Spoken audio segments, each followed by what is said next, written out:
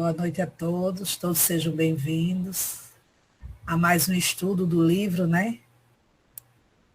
Pontos e Contos de Chico Xavier pelo Espírito Emmanuel, pelo Espírito Irmão X, desculpa. Seu Mário com a palavra. Pois é, estamos com muito prazer, muita alegria de termos mais um participante, né? Cooperando com o grupo. E, como de praxe, a gente inicia os trabalhos, como vamos fazer agora, com uma mensagem e, respectivamente, a prece, né? Alguém está com um livretezinho aí, uma mensagem, para nos preparar? Eu posso fazer a leitura e o irmão faz a prece, que aí a gente não se atrasa. Do livro Vida Feliz, psicografia de Valdo Franco, ditado por Joana de Ângeles, pelo Espírito Joana de Ângeles. As lesões da alma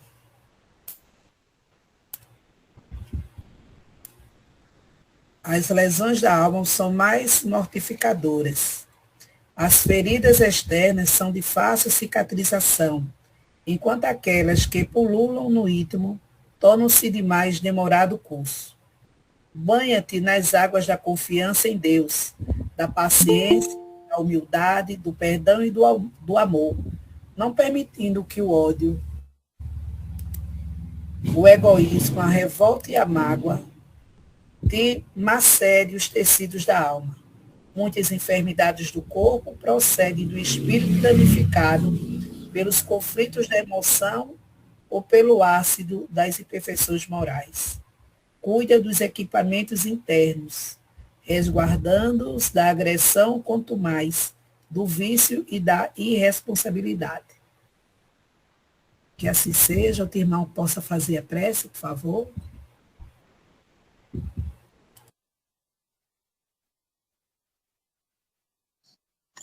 Eu posso fazer isso, Naide. Então, meus irmãos, vamos agradecer a Deus, a espiritualidade amiga, por estarmos aqui nesse momento reunidos para um estudo, um breve estudo, onde nós possamos refletir, tirar conteúdos para o nosso crescimento, tanto como ser humano, como um ser imortal que somos. Pedindo a espiritualidade amiga que nos envolva e que nos acalente com essas informações e que possamos aproveitá-las para o nosso próprio bem. Muito obrigado, Jesus. Muito obrigado, amigos espirituais, por esse momento. Estamos todos gratos. Que assim seja. E então, quem vai apresentar o facilitador da noite é o Sesmai. Ainda não, quem dera. Nós estamos recebendo, né, com muito carinho, o senhor Heleno Vidal, que ele é membro do Centro Espírita Amor e Caridade, que está localizado em Jaboatão dos Guararapes, e ele também é um trabalhador voluntário da Comissão Estadual de Espiritismo aqui em Pernambuco. Então, senhor Heleno, com a palavra, né, votos de inspiração, né, nessa noite com um tema tão pertinente do livro Pontos e Contos, do capítulo 7, que vai tratar o acidente providencial, não é?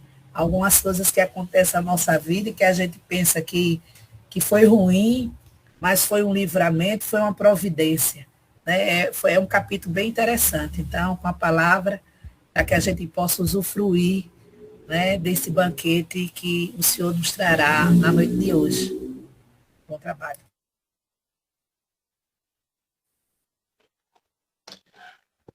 Boa noite a todos, a todas. Nós queremos agradecer ao Alberto pelo honroso convite. E é um prazer rever algumas pessoas, inclusive a Zunaide, que a gente já tinha se cruzado. Nós tivemos aí no Nazareno, antes da pandemia, não na instituição em si, mas no evento que teve lá no colégio.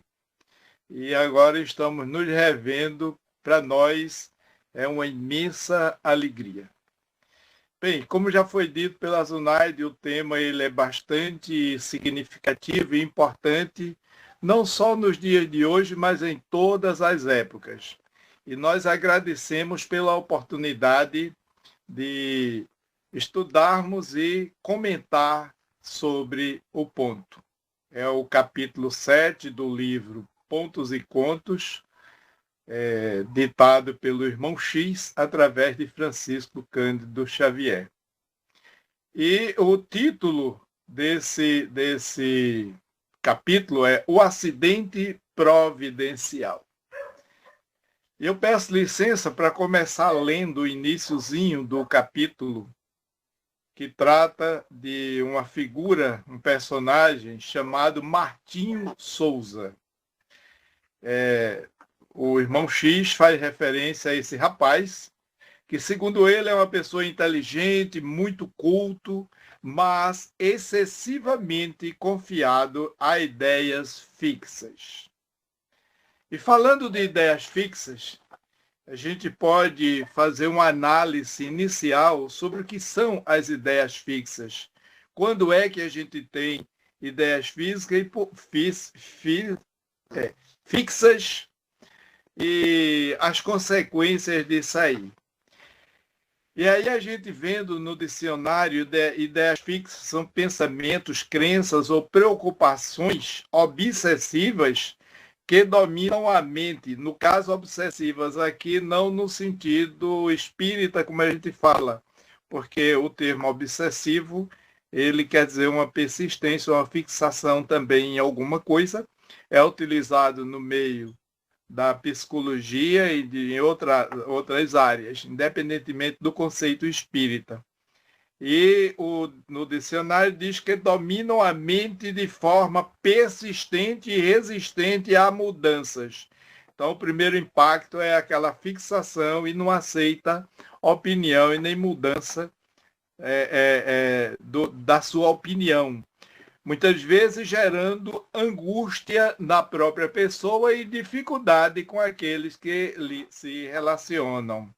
Caracterizam-se pela repetição involuntária, rigidez mental e dificuldade em focar outros assuntos, funcionando como uma obsessão que impacta a rotina e o comportamento. Você imagine você ter uma ideia fixa em alguma coisa e ninguém lhe demover daquilo ali.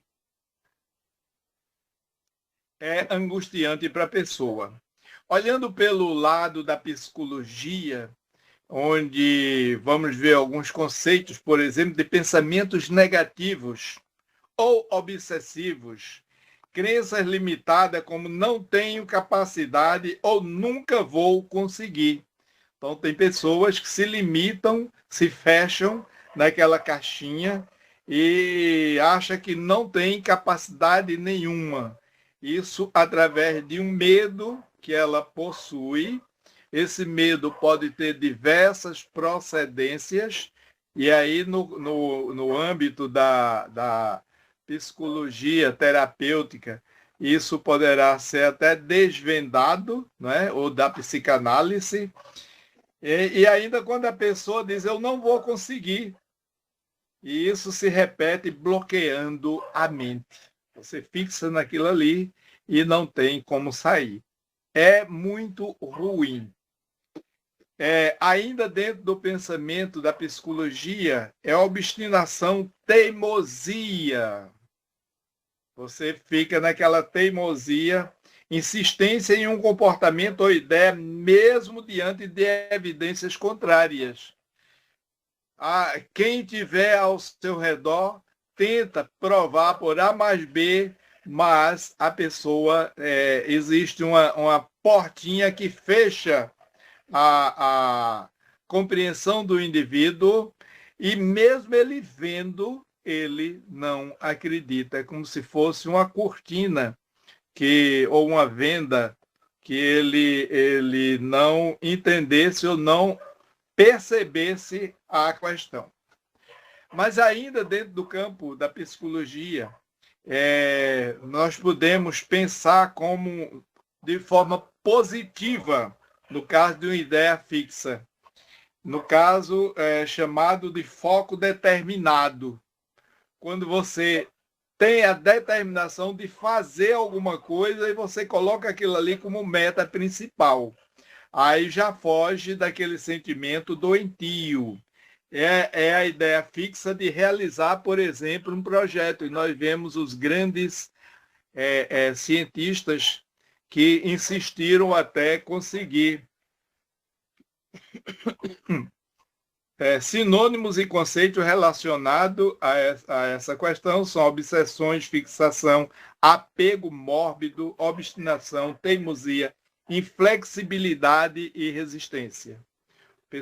A pessoa fica irresistível, inflexível, ele não muda. Mas ainda dentro da questão do foco determinado ou positivo, a gente vai observar que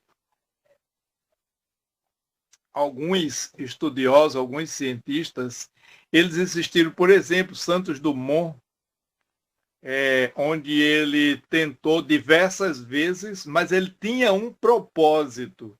Então, ele passou a ter uma ideia fixa, positiva, em algo que ele queria alcançar. Era um projeto. E cada vez que ele tentava, não dava certo, mas ele não desistia. A gente conhece bem a história de Santos Dumont, só como exemplo, e de outros cientistas, descobridores de alguma coisa que insistiram até concluir aquilo que eles alcançaram. Mas o texto continua sobre Martinho Souza. Após firmar esse ou aquele ponto de vista, não cedia a ninguém no campo da opinião. Ele era realmente resistente e teimoso.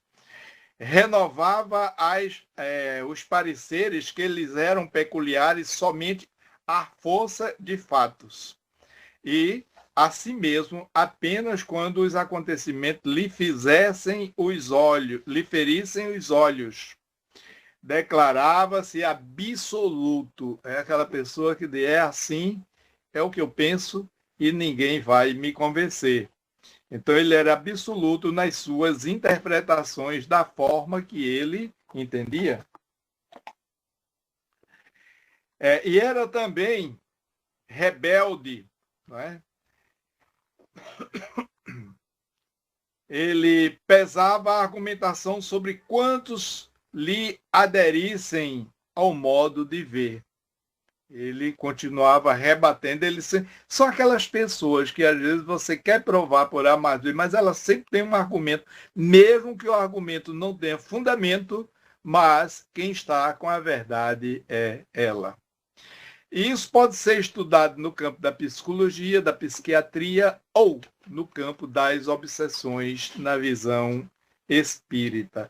Nesse caso aqui, é um caso que a gente vai se deter na mensagem de Chico, voltado só para um processo obsessivo do Martinho Souza. Dentro de semelhantes características, foi colhido na trama sutil de terrível obsessão. Ele ficou com aquela ideia fixa de que só ele teria seria o verdadeiro, né? E isso tornou-se uma obsessão, porque na história de vida de Martinho Souza, com certeza, existia, eu não diria conflitos, mas comprometimentos com outros seres de outras existências que estavam ali para conseguir aquilo que queriam, talvez por vingança, ninguém sabe, ou mesmo por disputa provavelmente essas entidades que o cercavam, aproveitando dessa característica que ele tinha, era, como a gente diz, a faca e o queijo, não é?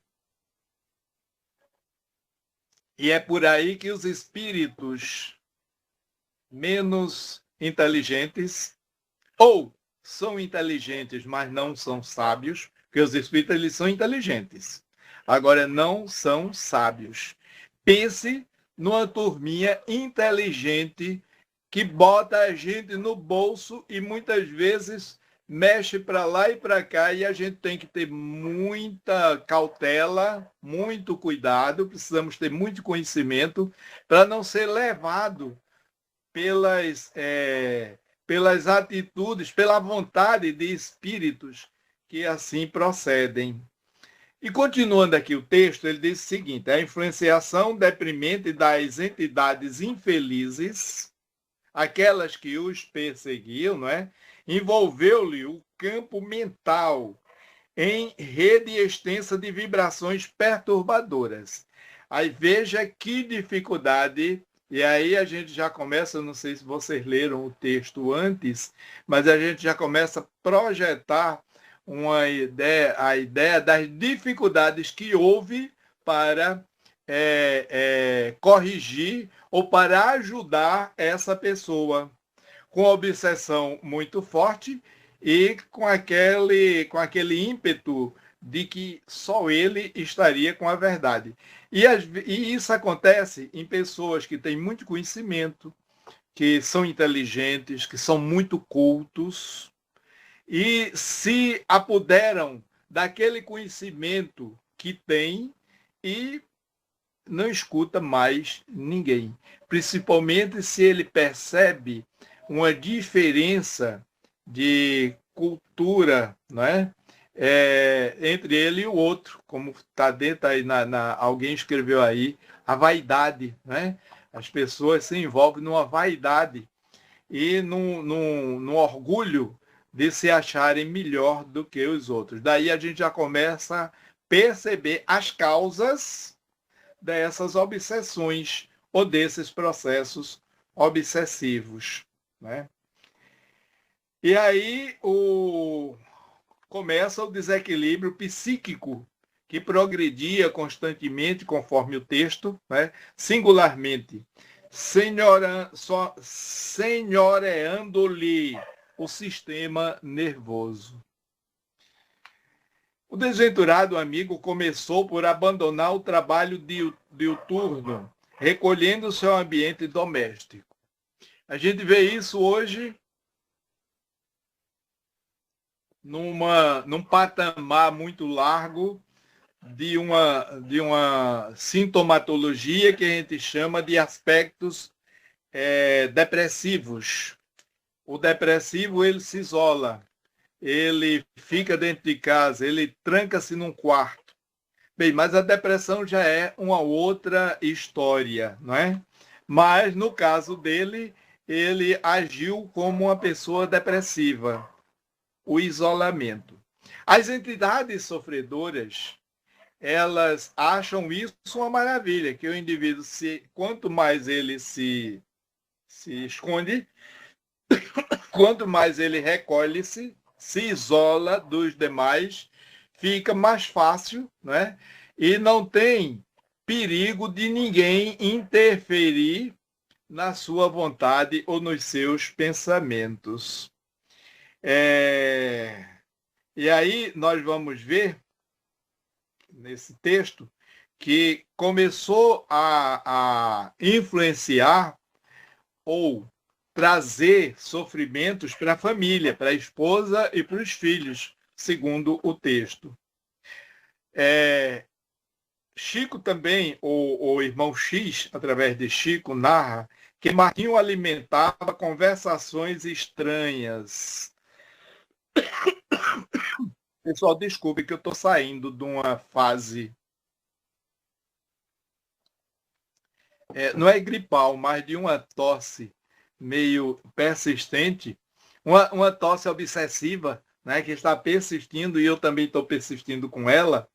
São dois obsessores. ela insistindo para ficar e eu insistindo para ela sair, né? E quando a gente começa a falar, aí ela se manifesta.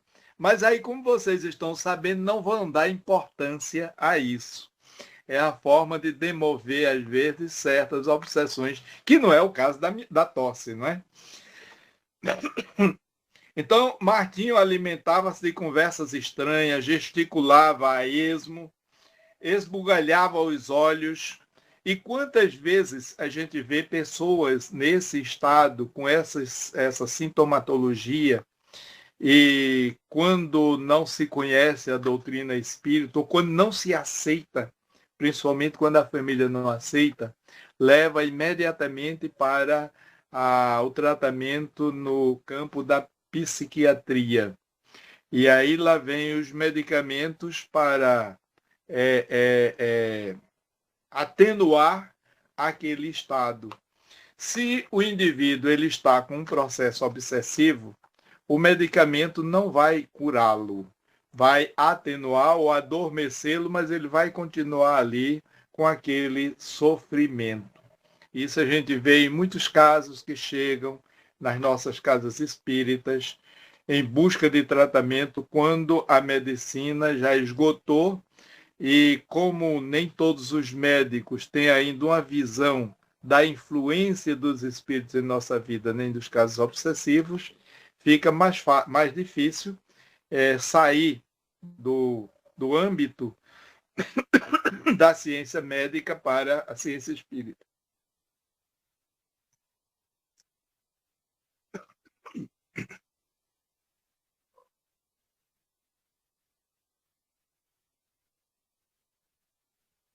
Bem, não chegava a identificar as sombras que o cercavam.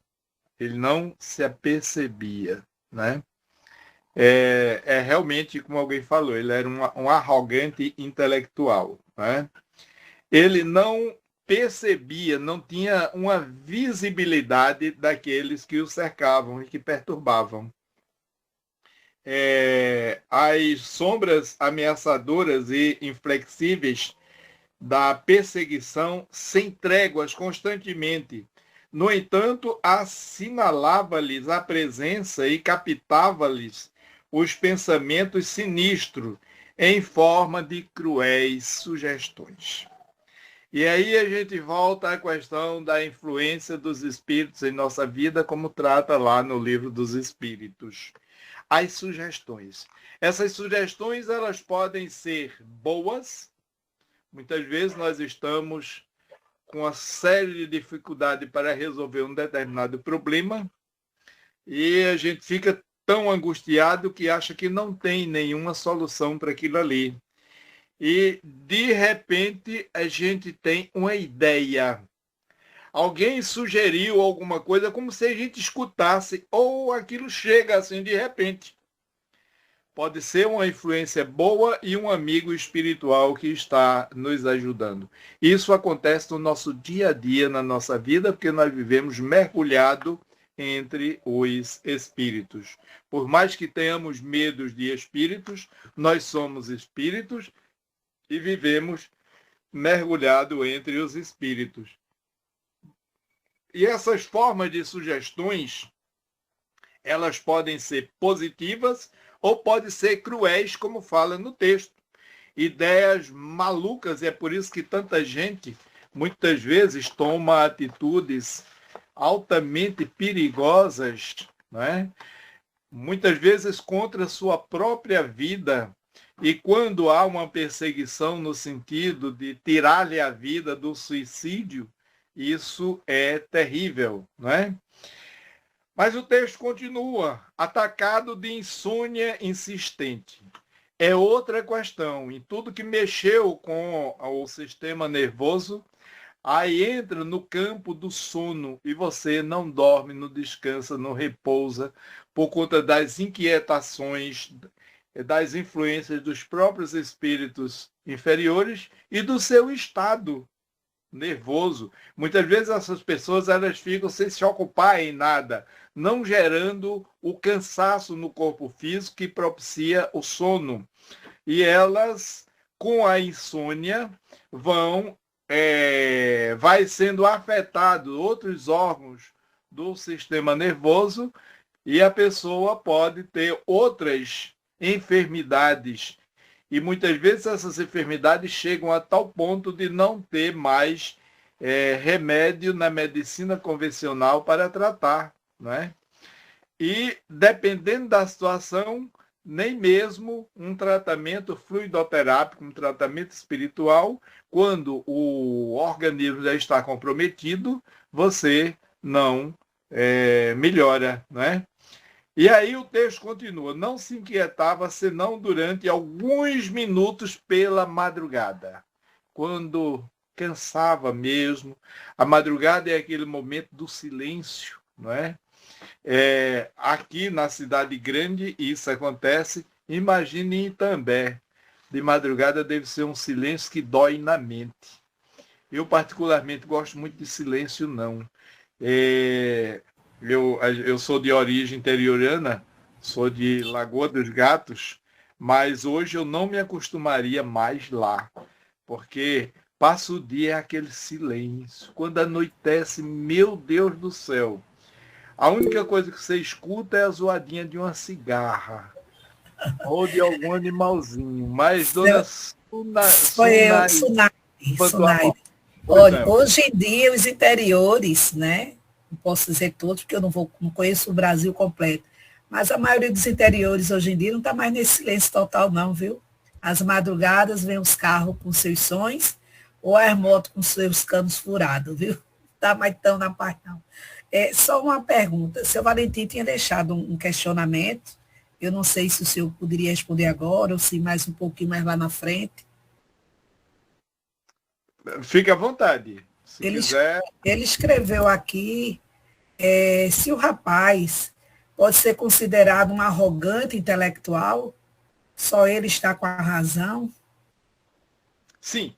Na descrição que é feita no texto, ele é um arrogante, né? Não deixa de ser um teimoso, um insistente, um orgulhoso. Ele limita-se à opinião dele e não quer mais ouvir ninguém. Pelo menos eu entendo assim, né?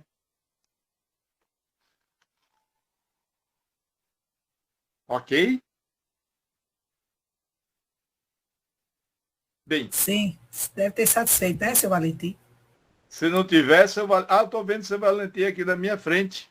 Pode falar, seu Valentim, interromper, inclusive quem quiser complementar, perguntar. Uma boa noite a todos.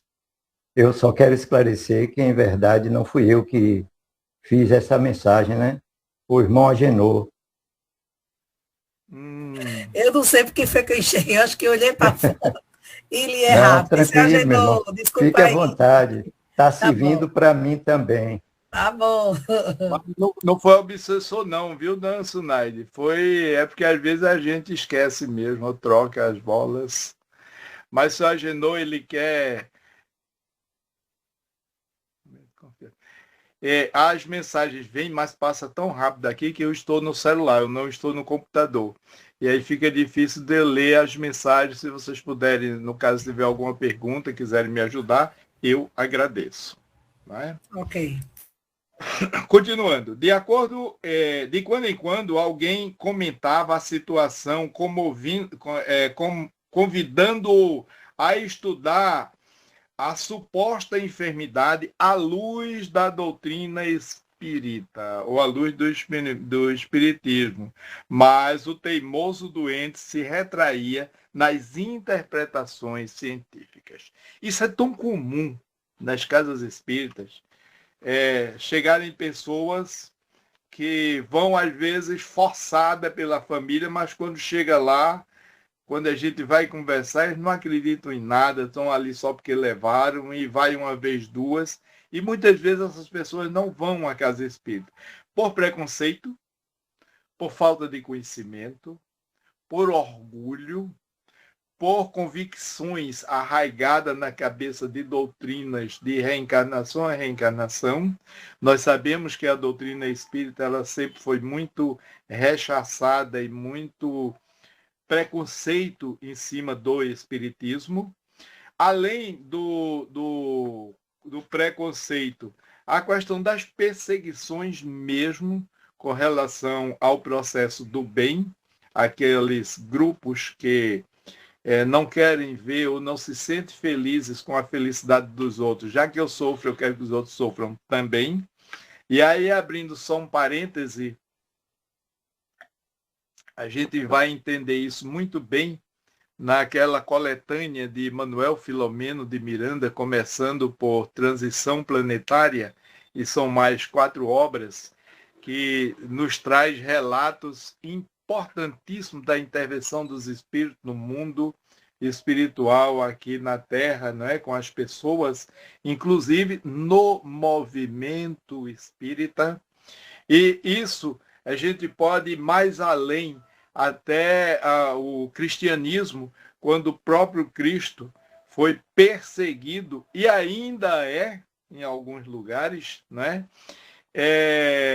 São aqueles do contra, que não aceitam e continuam insistindo. E muitas vezes nós somos envolvidos por esses pensamentos que não nos deixam enxergar, por exemplo, a beleza da doutrina ou de uma outra igreja qualquer, onde se busca ajuda, porque Deus está em todo lugar. Mas, como é característico da doutrina espírita, essa facilidade do intercâmbio do mundo físico com o mundo espiritual, as pessoas não aceitam, não é?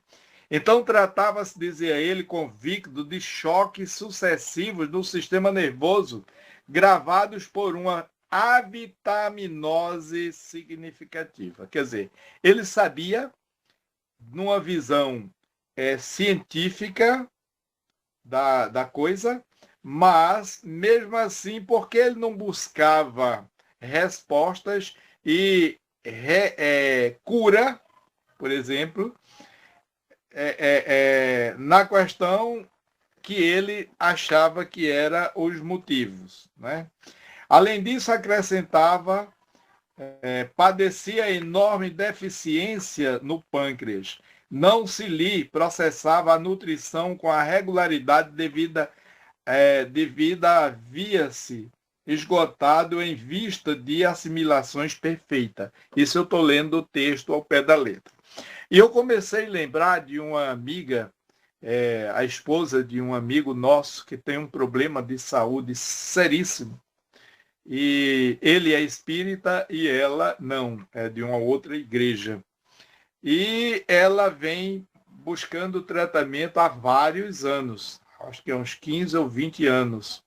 E nada consegue acertar o problema que ela tem. Por mais que o marido, as pessoas conhecidas, chegue junto dela e diga, olhe, procure um centro espírita, ela faz, acredito não. E nem vou, porque não acredito mesmo. Então, essa criatura hoje, ela está em fase quase terminal, ela está assim um palito, e ninguém consegue mudar a mente dela de que ela precisa de um tratamento espiritual, que são perseguições espirituais. Os médicos não descobrem nada e nem o marido consegue. E aí o que a gente pode fazer é tratamento à distância, prece, mas a prece ela tem uma ação poderosíssima, mas o indivíduo tem que estar sintonizado e aceitar também, porque nós vamos ver nesse caso o próprio irmão X falando que nós não temos o direito de mudar o destino de ninguém, forçar. É a pessoa que toma a iniciativa. Porque se fosse assim, era muito bom. A gente pedia a Jesus, Jesus, essa situação aqui, vai lá e faz. E não é assim, porque estaria contrariando a lei de causa e efeito. E atropelando o processo evolutivo de cada pessoa. O tema acidente providencial é importante, porque o desfecho disso aí a gente vai ver que foi fantástico. Ele precisou, eu vou usar um termo aqui, me perdoem os ouvintes, mas ele precisou quebrar a cara. E muitas vezes a gente só aprende quando a gente quebra a cara, quando a gente sofre. Eu conheço um outro caso, esse é dentro da minha própria família, que a gente chega e diz, fulano, não é assim. Ele faz, deixa eu quebrar a cara. Eu preciso, ele mesmo diz hoje, ele tem conhecimento espírita, que foi criado dentro da doutrina espírita, mas nunca assimilou a doutrina espírita. E ele se diz hoje uma pessoa que não acredita em nada de espiritualidade, que estuda a invenção do povo, não é? E ele diz para o próprio pai, meu pai, deixa eu quebrar a cara, a vida é quem vai me ensinar. Eu só acredito quando eu quebrar a cara. Deixa eu sofrer, deixa eu seguir meu destino.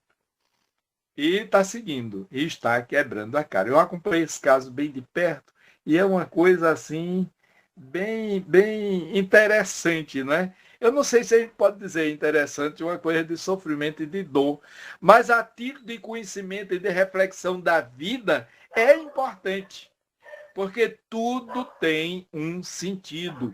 Eu agora, mudando um pouco de faixa, lembro de Candinho, tudo que acontece de ruim é para melhorar, né? E o texto continua. A hora também continua e está passando, né? Lá para frente vem a ação do bem.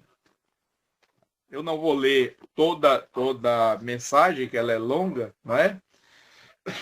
Mas vem a intervenção do bem.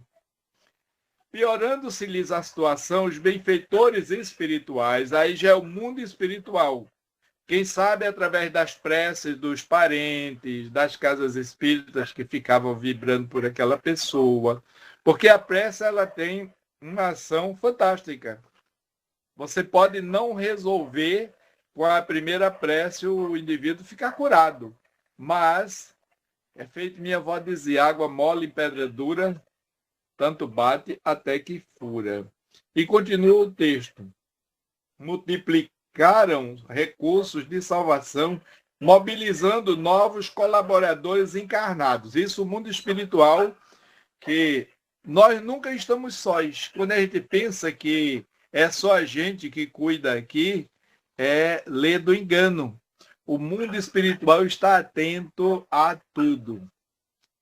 Abrindo parêntese, eu quero pedir desculpa a vocês, que provavelmente vocês estão escutando um latido, um ruído de cachorros. Se tiverem, eu estou escutando aqui bem forte, que é o meu vizinho aqui que tem uns cachorros latidores. Se chegar aí o ruído, vocês perdoem os cachorros, né? Como todo mundo aqui é espírita, tenho certeza que tem a competência de perdoar os nossos irmãozinhos de quatro patas. Mas continua aqui. Mobilizando novos colaboradores encarnados de maneira indireta. Isso aí é a ação dos espíritos amigos, que passaram a visitar o enfermo por verdadeiros emissários da solução invisível. Ele começou a receber visitas por indução dos próprios espíritos para ir demovendo aquela situação. Eram portadores de consolação, remédio, esclarecimento e luz. Entretanto, o doente não se abria ao socorro que se lhe dispensava. O cabra era teimoso, gente. Muito teimoso. E aí a gente pode falar isso à vontade, que eu tenho certeza que de nós que estamos aqui nos ouvindo, ninguém é teimoso. Eu não sou teimoso, não. Sabe por quê? Porque eu não aguento. Desse jeito, não. Eu não aguento dor, não. Quando a dorzinha vem chegando, eu já estou ai, ai, ai, gritando. Tenho medo de sofrer. Eu tinha muita dúvida com relação à dor. E quando eu li no Evangelho segundo o Espiritismo, não lembro agora o capítulo, acho que é no 17, que a dor é uma bênção que Deus envia aos seus eleitos, eu arregalei os olhos. Eu digo, como é que Deus elege alguém para sofrer? A dor é uma bênção que Deus elege, que Deus envia. Tem até uma canção, né? Tem uma canção com esse trechozinho. Eu não sei qual é o grupo, mas que canta muito bonito, não é? A dor é uma bênção que Deus envia aos seus eleitos. Aos seus eleitos. E aí, eu lendo Leon Denis, na obra O Problema do Ser, do Destino e da Dor, que quem, se porventura alguém não leu, leia, não só essa obra, mas as 10 ou 12 obras de Leon Denis.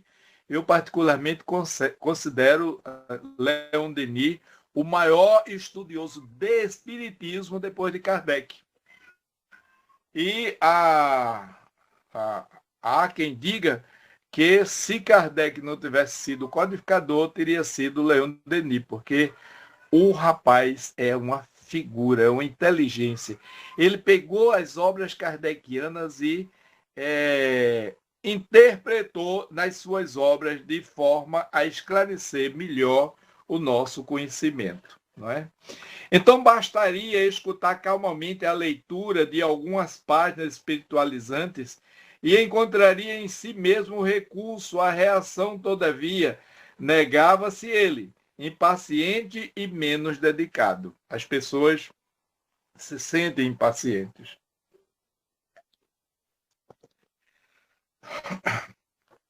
E aí a gente vai observar. Indagava exaltando aos visitantes: é rematada maluquice de vocês. É muito comum. Vocês estão em malícia, não é? São ideias que vocês criam, não é? Kardec, os espíritos, tudo é invenção. Sou vítima de exaustão geral por falta de suprimento vitaminoso adequado. E por que ele não tomava esse suprimento e não resolvia o seu próprio problema? Não é? Mas se dissesse isso para ele, ia comprar uma briga e ia piorar a situação. Tem o fígado apático, os rins intoxicados e os intestinos inertes. Quer dizer, ele sabia tudo que passava. E tudo isso eram por influências de ordem psíquica. E estendendo o braço magríssimo na direção de um velhinho prestimoso que o visitava com frequência, exclamava estentórico: e o senhor, seu Luiz, ainda me vem falar de atuação do outro mundo? Eu acredito que ele dizia assim: isso é conversa para boi dormir, que eu já escutei pessoas dizerem. Isso é conversa para boi dormir, isso não se escreve. Não será ironia de sua parte, ele se referindo ao seu Luiz Vilela, não é? Salientavam os circunstantes desapontadores, porque isso era também estimulado por aqueles que o rodeavam e queria ver o circo tocar fogo já no processo obsessivo. Luiz Vilela, o ancião citado nominalmente pelo enfermo, traduzindo o pensamento de abnegados mentores invisíveis, retrucava sem irritação. E aí a gente vai ver a forma, até uma orientação para quem é doutrinador ou quem faz dialogador com os espíritos desencarnados, aqueles resistentes que não adianta você bater boca com eles. Você, muitas vezes, tem que dar razão a ele, sem concordar com o que ele está dizendo, para poder demovê-lo. O orgulho, a vaidade e a prepotência. Se você quiser bater de frente, aí muitos chegam reclamando, falando coisas absurdas de Jesus, de Deus, e aí você fica: meu irmão, não diga isso, porque não adianta. Quanto mais você diz isso, aí é feito aquele vizinho que vem brigar e você começa a discutir também. O silêncio é a melhor coisa. Escute-o. E no final diga: você tem razão. Usar da humildade, né, seu Elano? Boa noite. Boa noite. Usar da humildade com esse espírito, né? Porque a humildade. Quando eles vêm assim, cheio de iras, né? Sem nenhum conhecimento, né? O capítulo 9 do Livro dos Espíritos nos fala exatamente sobre isso, né? Influências ocultas dos espíritos sobre os nossos pensamentos e as nossas ações, né? Exato, exatamente, né? Principalmente na pergunta, deixa eu ver qual é a pergunta. 459. Os espíritos influenciam sobre os nossos pensamentos, sobre as nossas ações? Muito mais do que Muito mais do que pensamos, né? Imaginamos. Eles nos dirigem, né? Exato. Então, veja só, o Luiz Vilela, ele respondia de forma tranquila. Deveria você, Marquinho, acalmar-se convenientemente para o exame das necessidades próprias. Como julgar com tanto rigor princípios edificantes e curativos que você absolutamente não conhece? Quer dizer, ele usava uma didática para fazer com que o outro ficasse sem saída. Não devemos condenar sem base firme. E é o que muitos fazem. Eles condenam, criticam, mas não tem uma base que convença, não é? Aí continua o texto, não é? A rebeldia do obsidiado, ele não atendia às orientações, não é? E aí, quase desalentados, aqueles que queriam ajudá-lo, consultavam-se os amigos entre si. O que a gente vai fazer? Eu vou usar um termo bem... O que a gente vai fazer com essa trepeça difícil, não é? E aí vem uma reflexão no que eu tinha anotado e a nossa irmã Lenita aí adiantou, a ação trevosa. Livro dos Espíritos, 459, Intervenção dos Espíritos em nossas vidas. Esses espíritos eles podem intervir para o bem ou para o mal, dependendo da nossa maneira de pensar, das nossas intenções. Gente, eu tenho ainda 4 minutos para a gente concluir o desfecho desse texto, não é?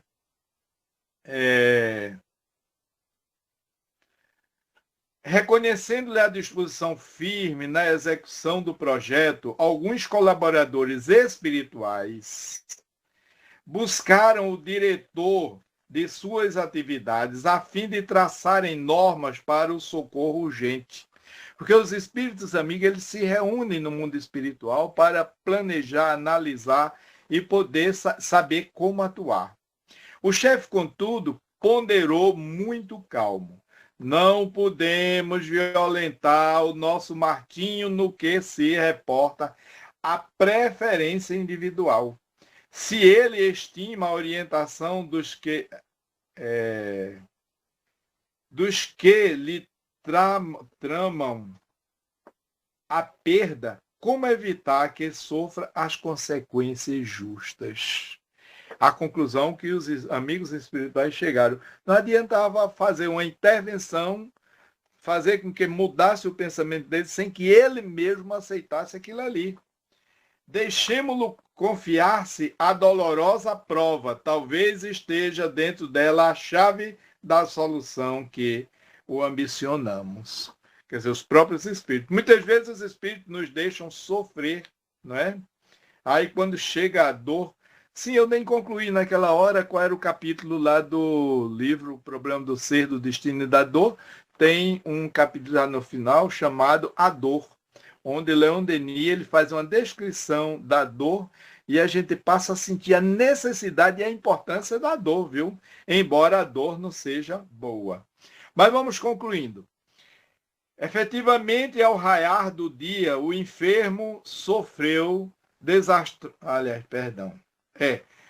Efetivamente, ao raiar do dia, o enfermo sofreu desastrosa queda de uma altura após escalar facilmente a velha mangueira, escorregadia e muito alta. Isso por quê?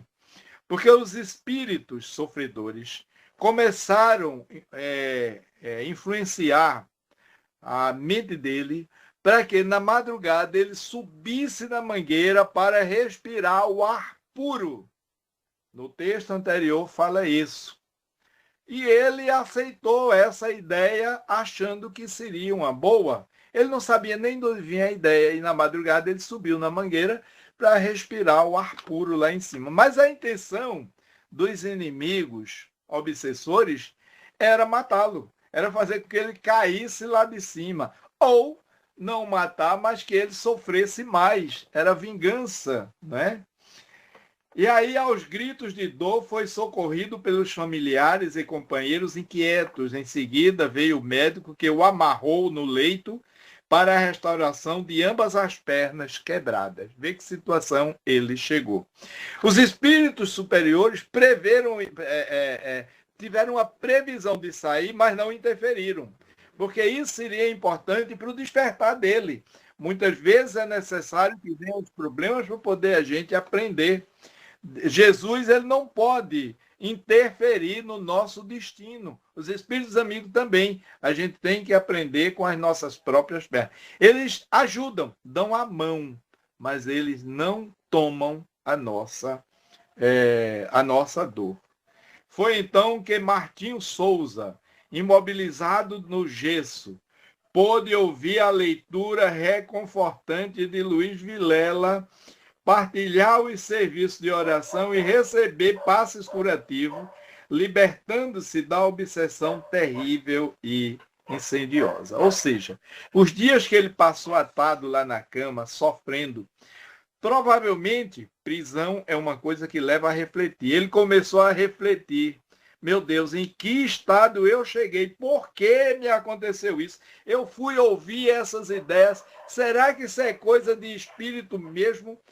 Tentando, eu todo quebrado, cheio de dor. Aí ele começou a refletir. Ele precisava levar essa queda. Muitas vezes nós precisamos cair, levar a queda, sofrer para poder aprender com a dor e aí se levantar.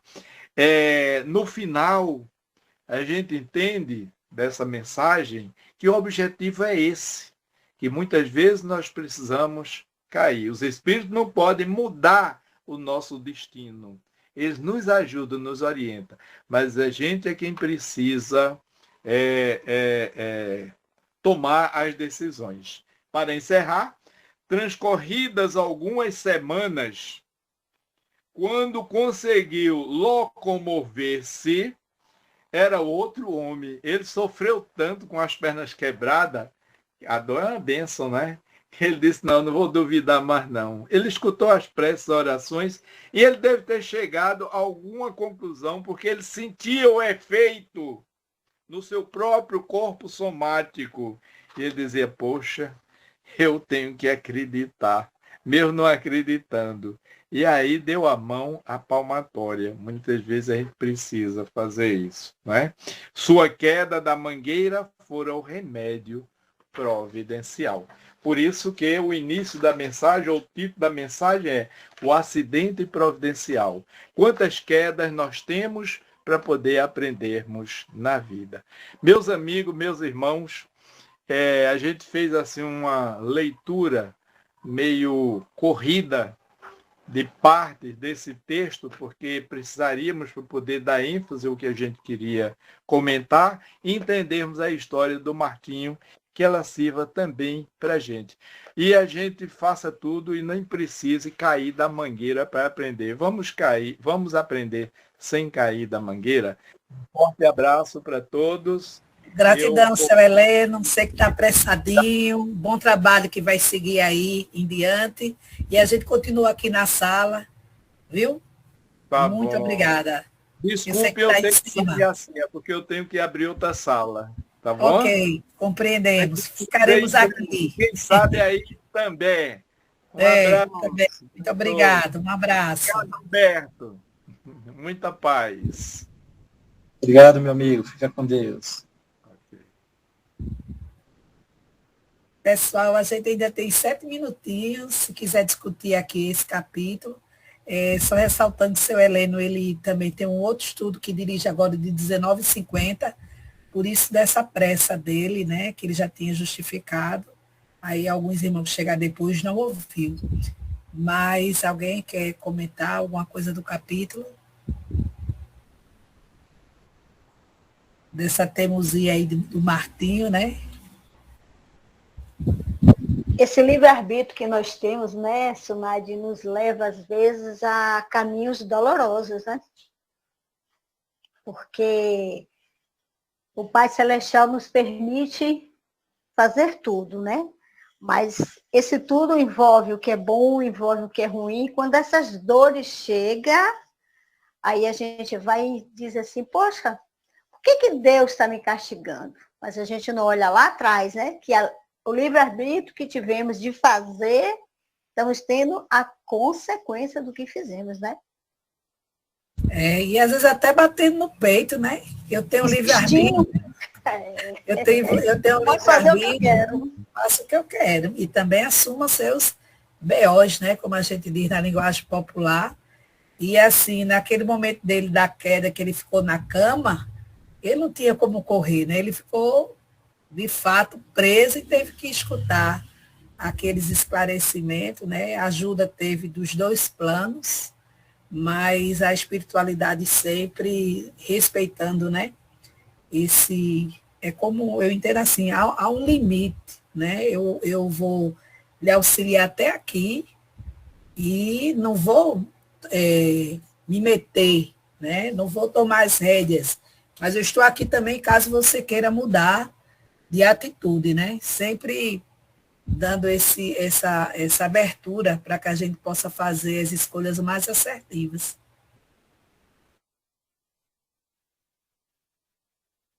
E o importante aí, gente, boa noite, é que a interferência da espiritualidade boa foi para o bem dele, porque intercederam, porque os espíritos estavam com, os obsessores estavam com a intenção de tirar a vida dele. O objetivo era matá-lo. E aí a intercessão da espiritualidade boa fez o melhor para ele, né? Poupou a vida dele.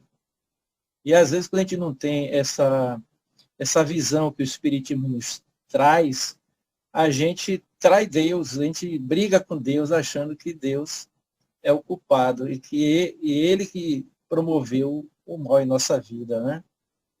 Eu sempre digo que o homem, ele castiga o próprio homem pela ignorância, por falta de amor, e a gente fica culpando Deus pela nossa ignorância.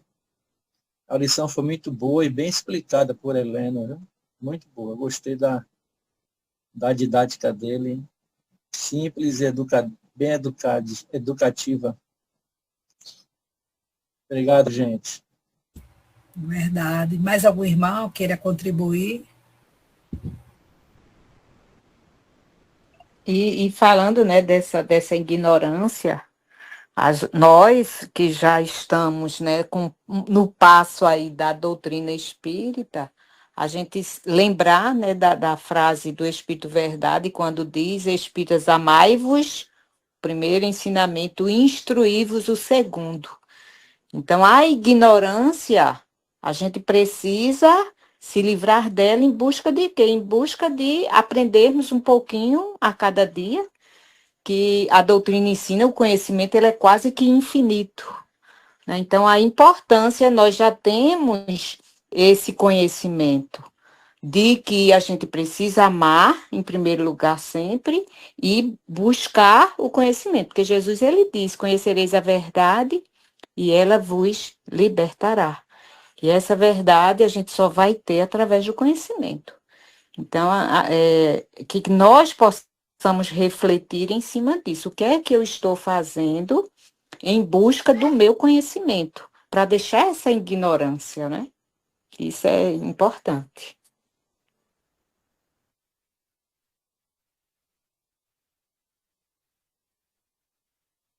Muito bom. Mais algum irmão? Se a gente hoje está caladinho, e me desculpe naquele momento, li a pergunta e ordenaste para seu Valentim. Desculpa aí.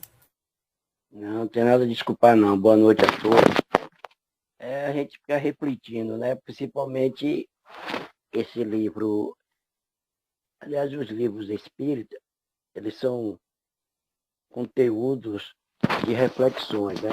Para que a gente possa fazer a nossa análise dentro, principalmente no caso de crônicas, né?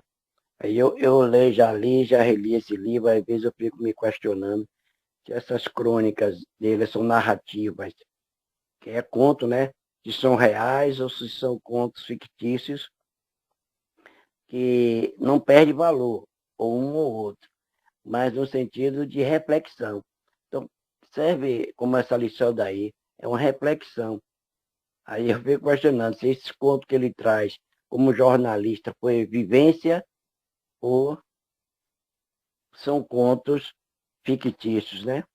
A minha ia perguntar a seu Heleno isso, mas ele teve que sair da sala. Fica feito uma tarefinha de casa também para a gente pesquisar, né? Também, já que o senhor Heleno não pôde estar conosco, né? E assim, os livros, como o senhor colocou aí, eles vão nos apontando o norte, né? Para todos nós. Refletirmos e ver o que a gente já consegue não cair, né, dessa mangueira.